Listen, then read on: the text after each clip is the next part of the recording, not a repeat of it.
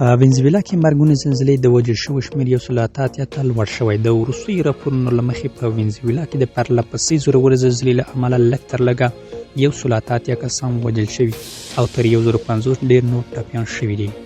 د مرستندویانو ډلې په کاراکاس او لایګرا ایالت کې د نړېدلو ودانیو تر خاورو لاندې د خلکو لټون کوي. د ملګرو ملتونو په وینا هلته له 100 ډېرې ودانۍ ړنګې شوي.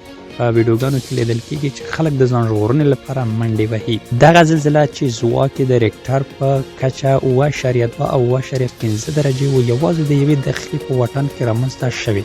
دوهمه زلزله په وینزویلا کې له 1900 میلادي کال راهیسې تر ټولو زوروره زلزله بلل کېږي. هغسې چې مخکې BBC راپور ورکړی و چې د نړۍ له بېلابېلو هېوادونو د وینزویلا د زلزله ځپلو سره د مرستو ژمنې شوې دي چې پکې متحده ایالات هم شامل دي چې د لوی او چټک بدلون ژمنه یې کړې وه. اوس نور تازه معلومات هم رسېدلي دي. د اروپایي کمیسیون مشر اورسولا فون در لین په وینا اسپانیا، ایټالیا، چک جمهوریت، فرانسه، جرمني، لوکزامبورګ، تایلند او پرتګال هم د لټون او ژغورنې لپاره د مرستندویانو ډلې لېږلي دي.